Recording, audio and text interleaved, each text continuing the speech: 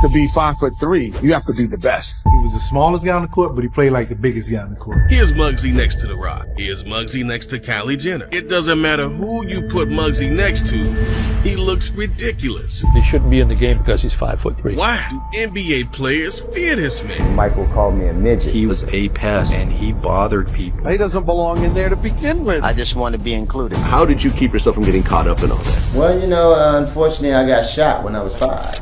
Baltimore, one of America's most dangerous cities. One of the toughest childhoods in the NBA. Crying to my mom and just telling her how cruel the kids are out there. Kids would constantly bully him. We went in the shed and grabbed his double-barrel shotgun. He grew up in poverty. As a kid, you're wondering, is this how life is? He was always the shortest guy in the crowd. The bigger kids didn't allow me to play. How does a 5'3" man even make it to the NBA?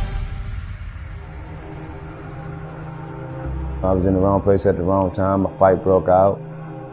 They busted the old man Chester's window. He decided to come outside and wreak havoc. And so he went in this shed and grabbed his double-barrel shotgun and just started firing. And unfortunately, I was one of the kids that got shot. That's the atmosphere that we grew up in. As a kid, it was a lot of drug-infested areas in our neighborhood. A lot of shooting, a lot of violence. Being young, you wasn't so fully aware of everything that's going on. You just knew that things wasn't right. It was our life of growing up. I mean, no one thought they have a life expectancy past 20. I believe I grew up as hard as it get. I mean, as a kid, you're so young, you're trying to find a way, how to make it out. And you're wondering, is this how life is? When you're faced with those type of situations, your options, they're very limited, but they are options. And our option was sports. That's where that dream started to begin. I started playing it, started competing with the guys in the neighborhood. Of course, at the beginning, I couldn't get chosen. That was heartbreaking. I would just want to be just like everybody else, playing the game, and just want to be accepted like everybody else. I didn't really think about trying to be the best. I just want to be included. I created my own basketball game. Just got a bunch of my other friends and got the carton of a milk crate. We cut the bottom of it out, and we hung it on each end of the fence. It still got me a means of playing the game, but then all of a sudden, I started gaining a lot of respect in the neighborhood. That's where I start to become one of the guys, and they start letting me participate. When I was 12, Pops got put in prison. He got caught for armed robbery. It was devastating for the entire family because my mom, she only had 11th grade education. She had 4 kids to deal with.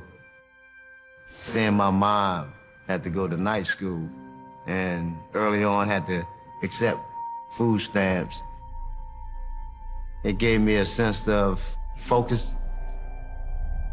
My junior and my senior year, you start hearing these comments about, that little kid, is he the ball boy or is he the manager?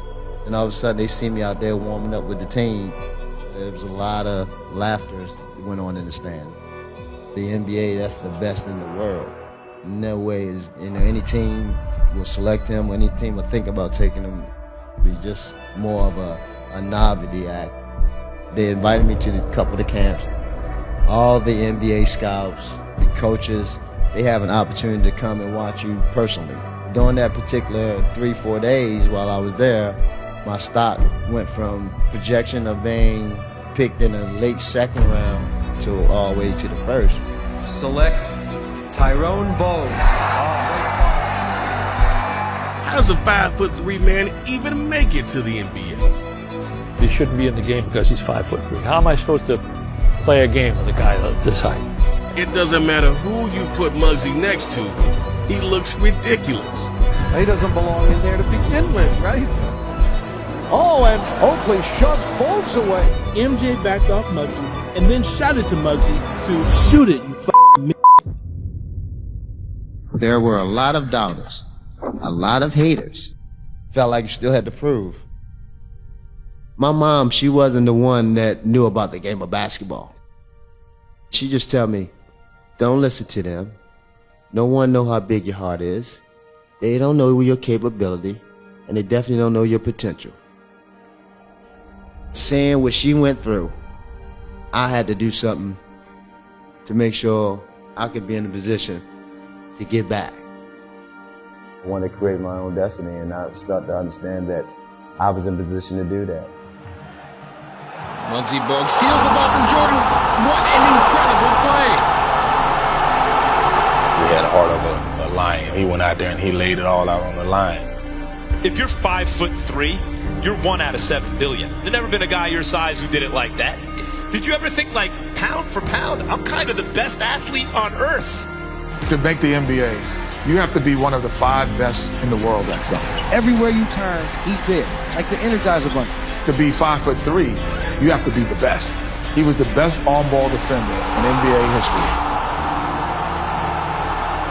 The very first thing I bought, I built my mom a house. That was the very first thing I wanted to do. She was so excited.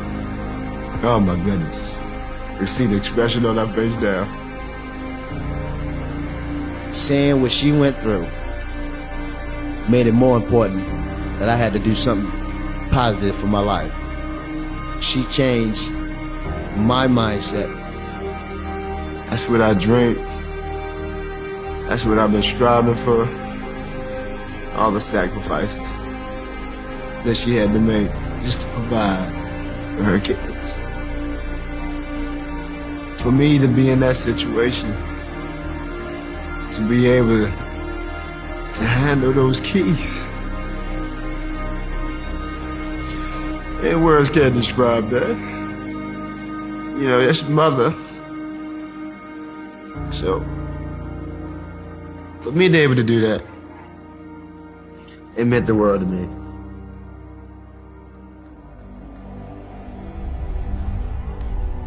They try to tell me what I can't be, what I shouldn't be, or who I should be. I didn't listen. I hope you don't listen either. Don't let anyone put you in a box and try to define you. When you're doing anything in life, you gotta have confidence. Confidence is the key. Because you're the person that you're going to be is what you carry between these ears.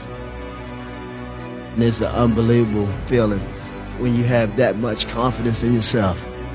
Because no one can touch you there. No one can be an expert on your life. No one knows what you're capable of.